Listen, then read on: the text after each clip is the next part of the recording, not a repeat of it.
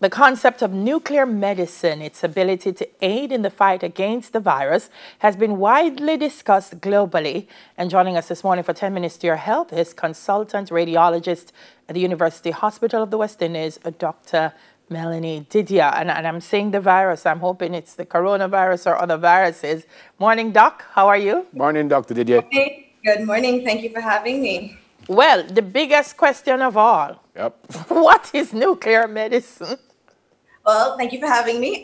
Nuclear medicine is a branch of radiology or medical imaging, where what we're trying to do is to look at how the body functions rather than how it just looks. So we're all familiar with x-rays or maybe CT. Those look at the parts, how they look.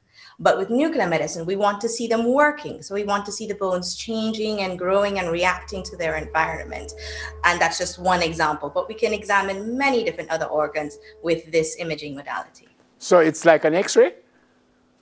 It's a bit different from an x-ray. So what we're doing is in an x-ray, you have the x-rays and they are passing through the patients. You're taking a picture of the patient. When you do nuclear medicine, you give the patient a small, usually IV, so through the vein, medication, which it emits the x-rays out of the patient. And when that happens, we're able to collect that information and then create an image which tells us what's working and what's not. Oh. Oh. Yeah. And that covers, and that would cover, it may sound like an odd question, but what types of issues? Because I know for some things they'll say you have to do a CT scan. For some they'll say go do a mammogram. Does nuclear medicine cover all of those areas, or are there specific imaging areas that it requires? Well, nuclear medicine can play a role in all of those different organ systems. So for example, as you brought up with mammograms, mammograms are looking for breast cancer.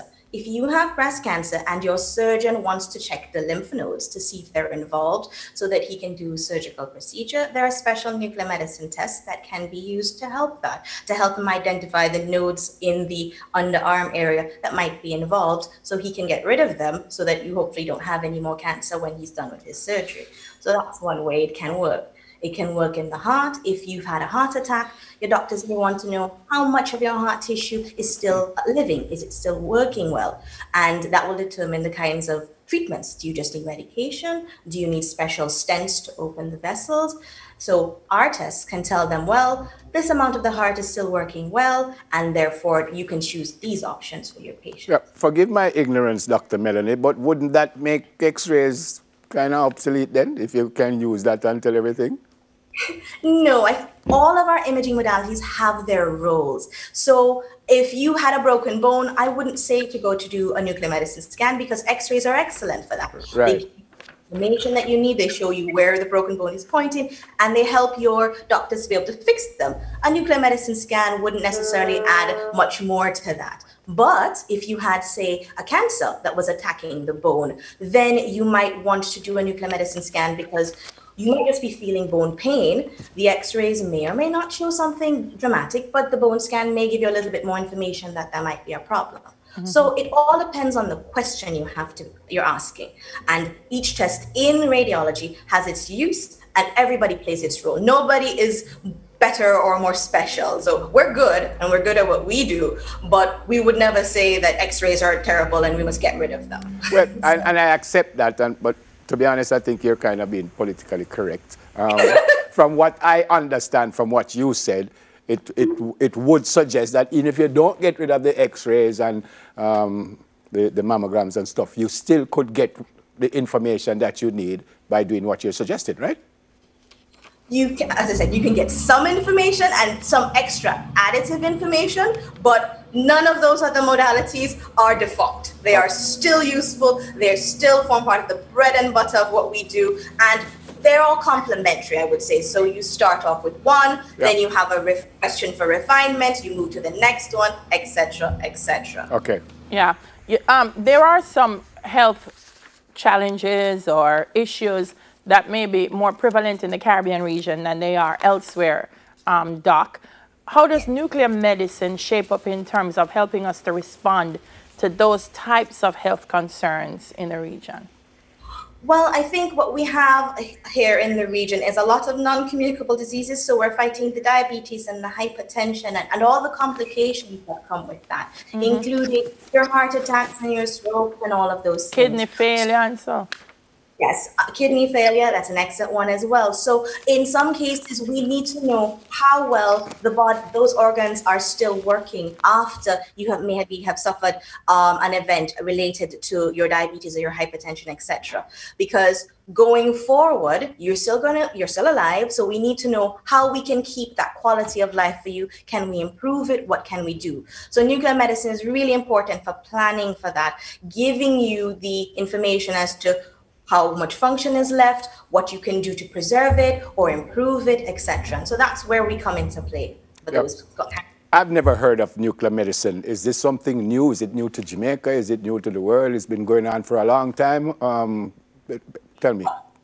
Well, nuclear medicine is not a new technology. It is quite old, actually. The sort of forefathers are like Marie Curie and all of that stuff coming all the way down. So if you think about how long we've known about radioactivity and how we could use it, it's been going on long. Jamaica actually had a program a while back, but it sort of went out of use, at least in the public sector. And so what we're hoping to do is to revive that. We've had a great partnership with the International Atomic Energy Agency, and they're helping us to rebuild our nuclear medicine capacity at the University Hospital. So we're really excited about being able to bring that back to the public and Jamaica at large. There are a few private institutions doing some work, but we want to bring it back into the public sector and help the general populace as much as possible and get the doctors back into using it because they kind of had to do without it. So now we're back in business. How about research, Doc? I'm guessing that because this branch of radiology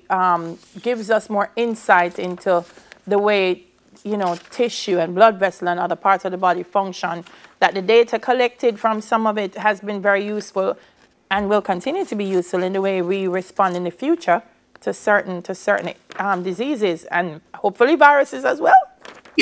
Well, we can hope, and there is a lot of interest with regards to, say, the coronavirus and how it might be able to play a role. We're still working on that. Haven't quite targeted exactly what we can do, but we're still working on that. But you are correct. The nuclear medicine imaging is what I like to call molecular imaging, and that's how we like to think about it in the business.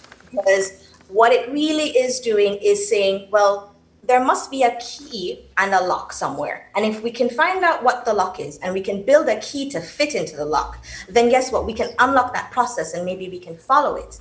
And if we can do that, then we can discover the whole world behind it and figure out how, if the process, what's going on behind the door is broken, can we fix it? So that's what it's about. It's about molecular imaging. And so every process in our body kind of stems from that, where you have a lock and a key and something starts the process and goes along a pathway. And if we can follow that, then we can open the whole world of investigation and trying to more targetedly treat diseases and other processes. So yes, you are quite right. Like Janella Precious, you're from St. Lucia, are you?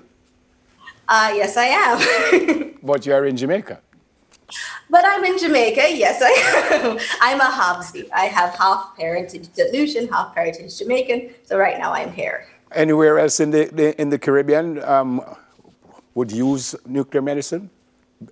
Well, the use of nuclear medicine or the availability is sort of sporadic. Some places have as far as pets, and some have nothing. So it's very variable throughout the region. But we want to make sure we're building up our capacity here, and we're getting back on stream. So depending on, I guess, the resources of the country, they may have a lot or a little. And finally, you have a webinar coming up, do you? Yes, I do. There's a webinar on the 27th of September at 10 a.m., 11 a.m. Central Time. We're going to discuss nuclear medicine, looking at a Caribbean perspective, and trying to just enlighten people to what's coming, what's available, what's coming, and get them excited about it so that we can charge the way forward. Who do you want to be there?